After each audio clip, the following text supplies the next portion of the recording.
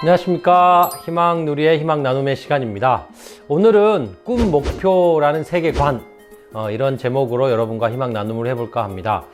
여러분 인생 곡선 아시죠? 인생에 자기가 되게 중요했었던 일을 점으로 찍고 이렇게 연결해 보는 걸 이제 인생 곡선이라고 합니다. 여러분에게 되게 중요한 인생 곡선에 점 하나, 그리고 그 시작점 하나 있으신가요? 저에게 어떻게 보면 시작점이라고 하는 게요, 중학교 1학년 때 있었습니다. 그 이야기부터 여러분과 함께 나누려고 합니다. 제가 중학교 1학년 때 선생님이 오셔가지고 종교를 조사하십니다. 윤리 시간에 선생님이셨는데요. 조사를 하시는데 여기 기독교인 손 들고, 불교 손 들고, 천주교 손 들고 그렇게 했어요. 근데 선생님이 갑자기 야, 설마 여기에 통일교회는 없지? 라고 이렇게 이야기를 하시는 거예요. 근데 그 순간 제가 손을 딱 들어야 되는데 되게 비꼬는 듯한 그 이야기여가지고 되게 움츠려 들어가지고 손을 못 들게 됩니다. 그러다 선생님은 그냥 종교조사하고 나가셨어요. 그 다음부터 제가 이 선생님이 들어오시는 윤리 시간만 되면 막 불안하고 뭔가 다시 가서 고백해야 되나 이런 고통이 1년 내내 있었어요.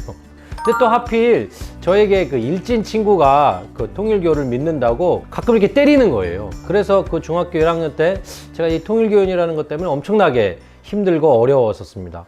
그런데요, 그 1학년 겨울에 어머니의 권유로 제가 2박 3일 원리 수련이라고 해서 다녀오게 됩니다. 그래서 원리를 처음부터 끝까지 이제 처음 듣게 됐는데요. 사실 되게 어려웠죠.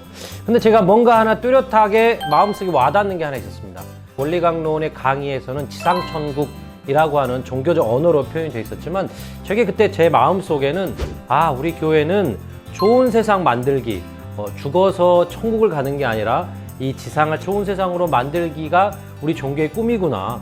그리고 그걸 위해서 문선명 한학자 두 분께서 계시는 거구나 라는 걸 어렴풋이 알게 되었어요. 그때 제 꿈 중에 하나가 크게 결정이 됩니다. 나도 우리 엄마 아빠처럼, 참부모님처럼 좋은 세상 만들기에 조금이라도 기여할 수 있는 사람이 돼야지 라고 하는 그런 그 작은 꿈이 이제 생기게 되죠. 그런데 그런 꿈이 생기고 나니까요, 국민윤리 선생님한테 이제 당당히 가서 얘기를 할 수가 있었어요.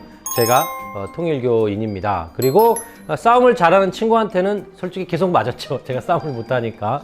그런데 달라진 게 있었습니다. 그 선생님이 저를 바라보는 시선도 그대로고 그 친구도 저에게 행했던 폭력은 그대로였지만 그걸 대하는 제가 바뀌어 있게 되다 보니까요. 그리고 저의 꿈으로 이런 시련을 대하다 보니까 그런 것들이 오히려 제 꿈을 강화시켜줬어요. 그래서 현상은 그대로지만, 상황은 그대로지만 제가 그 상황을 바라보는 관점이 바뀌는 바람에 저의 불행했던, 고통스러웠던 것들이 사라지게 되었죠. 이렇게 상황을 바라보는 시선, 세계를 바라보는 시선, 관점을 우리는 세계관이라고 부릅니다. 여기 보이시는 사진처럼 세상을 바라보는 나의 눈이라고 보는 거죠. 또 안경이라고도 볼 수 있습니다. 빨간색 안경을 쓰면 빨간 세상만 보이고, 금전을 중요하게 생각하는 사람 눈에는 금전만 보이고, 사랑을 중요하게 생각하는 사람의 눈에는 이제 사랑으로만 세상을 바라보게 되죠.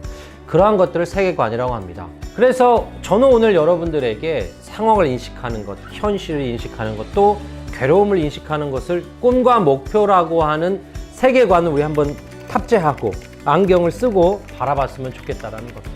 여러분, 우리나라의 되게 아름다운 전통 중에 방으로 올라갈 때 너무 단이 높으니까 앞에 작은 돌을 놓습니다. 그런 것을 디딤돌이라고 부르죠. 우리 여러분들 똑같은 바위이고 돌이지만 누군가에게는 걸어갈 때 나를 넘어지게 하는 걸림돌의 역할을, 누군가에게는 한 단계 높이 올라가게 하는 디딤돌의 역할을 하게 합니다.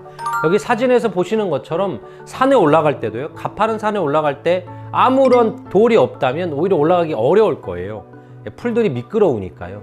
그래서 오히려 이 돌이 누군가에게는 디딤돌의 역할을 하게 합니다. 또 우리 유명한 예가 하나 있죠. 컵에 물이 반잔이 담겨 있을 때 누군가에게는 반잔씩이나, 누군가에게는 반잔밖에 없어 라고 생각하지만 이거를 결정짓는 요인들이 있죠. 나의 상태입니다.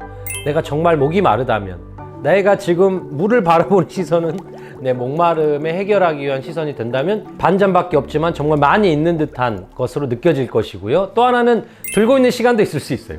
반잔을 잠깐 들었을 때는 별로 없네 라고 하지만 1시간 정도 들고 있다면 이것도 무거우니까요, 정말 내가 많은 물을 들고 있구나 라고 생각할 수 있을 겁니다. 여기서 보시는 것처럼 현상은 그대로죠.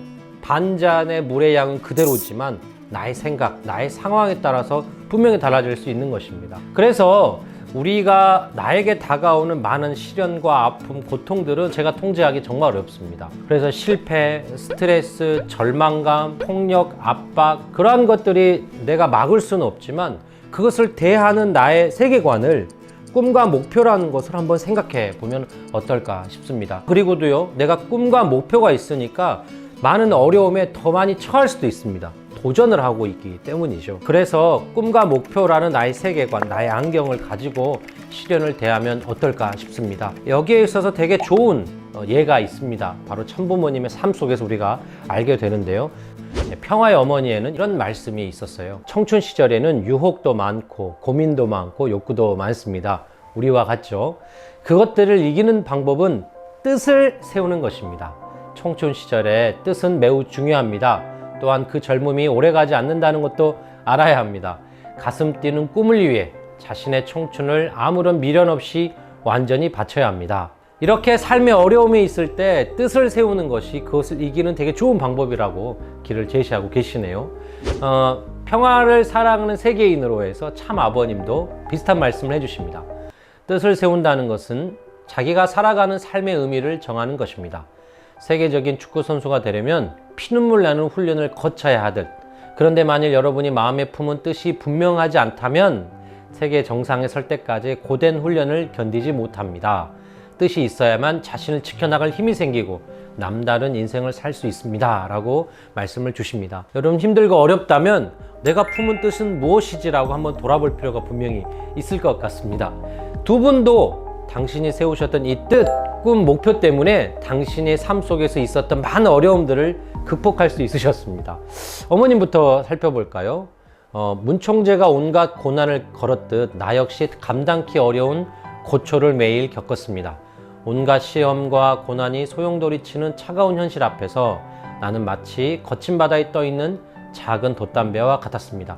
그러나 나는 내 소명을 알았기에, 나한테 소명이 있다는 걸 정확히 알았기에 기도로서 그 고난을 이겨나갔습니다. 그 소명이라고 하는 하늘이 주셨던 꿈과 목표가 참 어머님의 시련을 견디게 했었던 근본적인 힘이었다고 말씀을 주십니다. 참 아버님도 마찬가지셨습니다. 나 자신도 때로는 눈앞이 캄캄한 장벽이 부딪힐 때가 많았습니다. 우리가 메시아라고 고백하고 있는 참 아버님조차 삶 속에서 캄캄할 정도로 장벽이 부딪힌 한계 상황이 있으셨다는 거죠. 근데 그럴 적마다 이렇게 또 말씀을 주십니다. 하나님은 죽지 않았다고 하시던 그 음성이 내 뼈골에 아직까지 남아있는 것을 여러분은 모르실 것입니다. 나를 불러주신 하나님의 서글픈 사정, 이것을 해원해드리고 싶으신, 위로해드리고 싶으셨던 것이 참 아버님의 소중한 꿈과 소명과 목표이셨다는 거죠. 바로 하나님의 서글픈 사정을 해원시켜드리고자 했던 그 꿈 때문에 캄캄한 장벽이 있어도 견딜 수 있었고 또 부딪혀 이겨나갈 수 있었다고 말씀을 주십니다. 네, 여러분, 이렇게 참 부모님께서도 저희들에게 제안을 합니다. 네, 꿈과 목표라고 하는 이 세계관으로 앞으로 닥칠 많은 어려움들을 대하고 극복해 나가자고 제안하십니다. 바로 그것이 행복의 시작이 아닐까 싶습니다. 왜냐하면 행복이라고 하는 또 감정일 텐데요. 내 마음이 힘들고 어려운 그 순간에 행복을 선택할 것인가, 불행을 선택할 것인가, 거기에 있어서 정말 크게 도움을 줄 것이 꿈과 목표라고 하는 세계관일 것 같습니다. 여러분, 그런데 꿈이 없다라고 하는, 또 목표가 없어요 라고 하는 어려움이 있으신 분이 있을 겁니다. 그럴 거예요.